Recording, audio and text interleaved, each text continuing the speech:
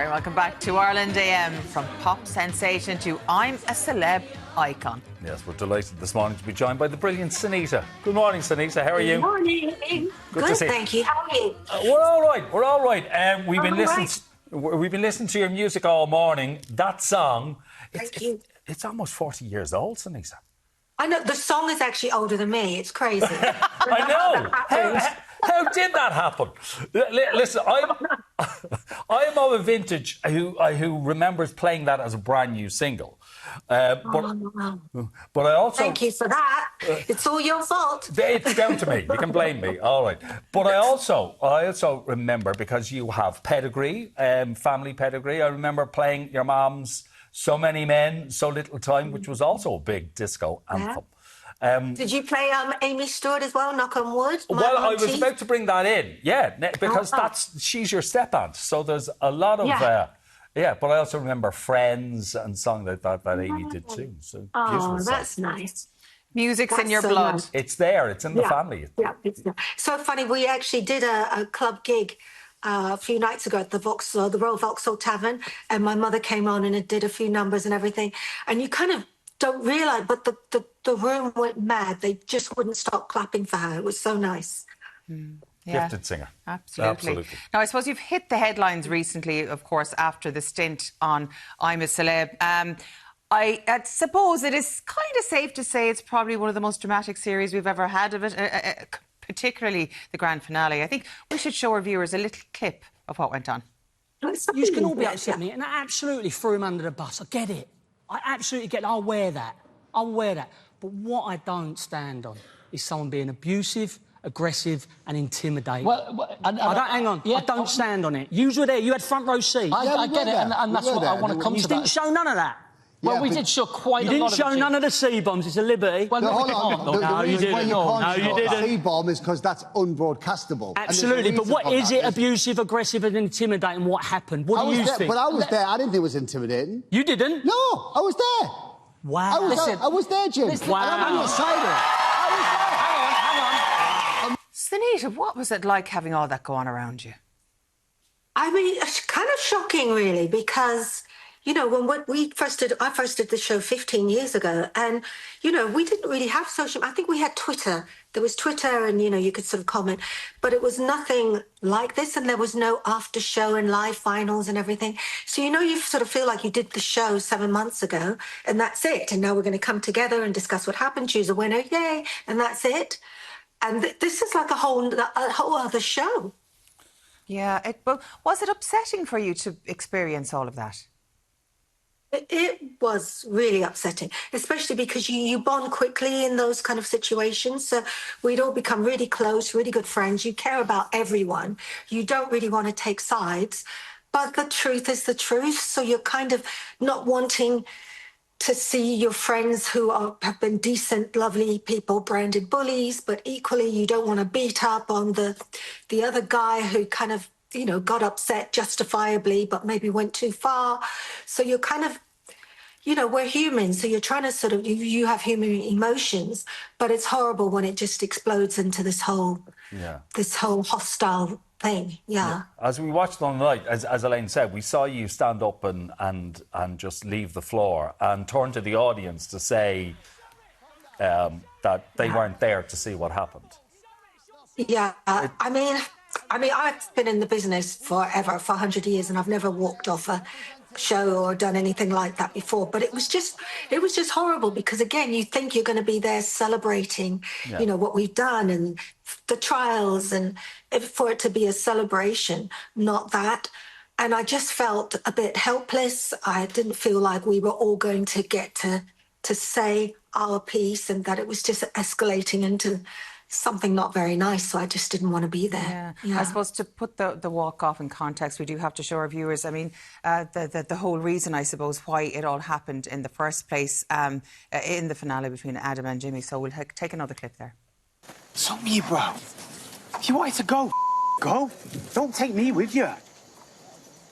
What is up with you? Tell me why. All you had to do was run through some mud and you said, I'm a celebrity, get me out of it. It ain't about that. I wanted to go home. Well, go home then in camp. Go home in camp then. Don't do it on my watch. Just calm down. You make yourself look an idiot. quitter, bro. I don't quit. I don't quit. Other people have quit. I won't quit. Other people have quit. Don't do the show then, bro. Don't do the show. You don't choose that. You chose to do the show. You don't choose. You chose. I choose. Exactly right. I choose when I come and when I go. Now, that looks aggressive to me. I mean, and I'm sorry to say, but as Ant and Dex said, the rest was unbroadcastable, and you know it was a lot worse because I mean, even I intervene, and honestly, I'm the quietest little mouse, especially when there's drama. Like I remove myself, but I was like, wait a minute, hang on, you can't do that. Like stop, because it was a lot more aggressive, and the C word and all those things. You know, when they're being thrown around angrily, it does feel really, really uncomfortable. But I do empathise. I know why Adam was so upset. And of course, and it's justifiable, but equally you think, look, when things go wrong, this is a TV show, it's a game show. It shouldn't escalate to the point where you think two grown men are going to fight. So, yeah, it wasn't nice. But I suppose kind of experiencing that, and a lot of these shows, there's great bonding amongst the cast, and it should be, I suppose, a positive experience for most involved. But it wasn't just the boys throwing shade, I suppose. Gemma Collins accused you of leaking stories to the press. That was really, really upsetting. And I did get upset because Gemma and I got on famously in that. I mean, we were like I think one of the unlikely friendships. I didn't think we'd kick off or anything, but I thought at worst we'd just give each other a wide berth. But I was rocking her in my hammock.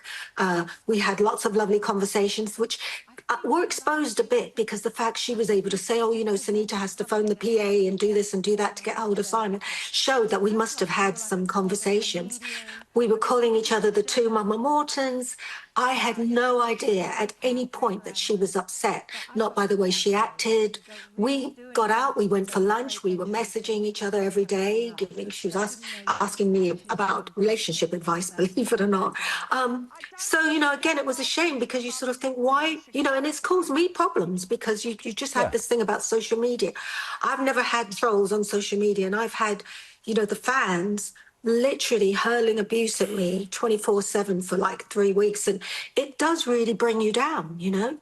It's a new medium, you know. Our generation, we're not used to this, and you think how little kids deal with it. I don't know, because I've been very upset. And where are you and Gemma now? I think we're good. I mean, we did get to speak that night because I did say to her, why didn't you tell me? Because I had no idea. I would never upset you. Like, why would I? And she was fine, and she admitted that we have been friends and we've been meeting and everything's fine. We haven't seen each other since the finals. If I saw Gemma in a room, I would always say hello and be happy to see her. But it's unsettling because, you know, sometimes when people are reality TV stars, they're used to that sort of enter a room and make drama because that's what's expected of them. I'm somebody who's been trained to play the role on camera for TV, and then real life is real life. So I'm a bit confused where the line is now, to be honest. And the line, I suppose, has changed a lot, particularly since you were on X Factor. I mean, that was a huge, huge show, a lot of press attention. But I suppose back then there was a line that didn't cross over into 24/7 everyday comments and people passing remarks and trolls and things. A completely different landscape, even though at its core it is still both reality TV shows. Yeah, very, very different. And, you know, you just hope that people, you know, we had quite a big demographic arc of younger people and older people. But, you know, you've got to sort of think, look, you know, we're parents, you know, we're sensible adults. You've got people like Harry Redknapp in there who's used to refereeing probably most explosive, awful things. Between, you know, David Hay, if he wants to bully and beat people up, he's a very big, I don't know, this Scarlett, intimidating guy, and he can be very scary very easily. That it's just like, you know, I think people have to sort of trust that we had good judgment, that we wouldn't let someone get hurt or treated badly with us all there in our faces. I was explaining on one of the bullying things that behind my back, Adam would be doing this, you know, to David, whilst I was telling David off. And then once I realised that was going on, I was like, you know what, you guys, you know. But yeah, it's hard when you don't know when the show starts and reality is back in again. And it's something that I'm now learning as well. Because like you said, in the X Factor, once the show finished, we were all back to real life again.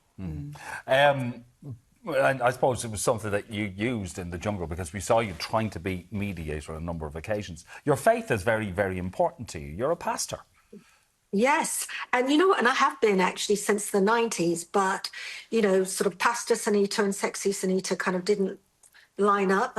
So I wasn't encouraged to push that narrative.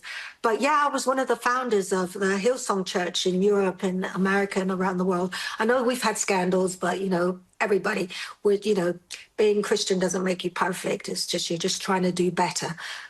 So I am a pastor and, I'm also ordained. So if anybody wants to get married, I can marry you and all those things. Oh, and you're working on a gospel album.